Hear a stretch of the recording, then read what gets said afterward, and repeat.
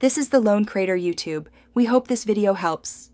In this video, I will show you how to cook delicious wings on a pellet grill. First, take your chicken wings and pat them thoroughly dry using paper towels. This step is crucial for achieving crispy skin.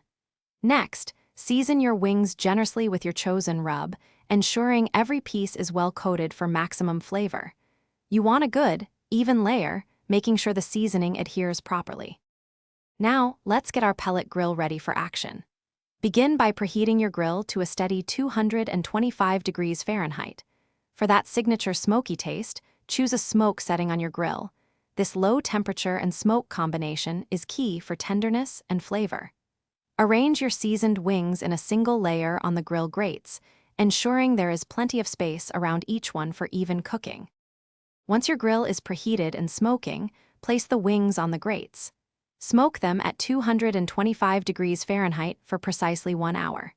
This initial low and slow phase allows the smoke to deeply penetrate the meat, building incredible flavor. After 1 hour, carefully flip each wing, ensuring the other side gets equal exposure to the heat and smoke. It's important to keep that temperature consistent during this first cook. After the initial smoke, it's time to achieve that perfect crispy skin.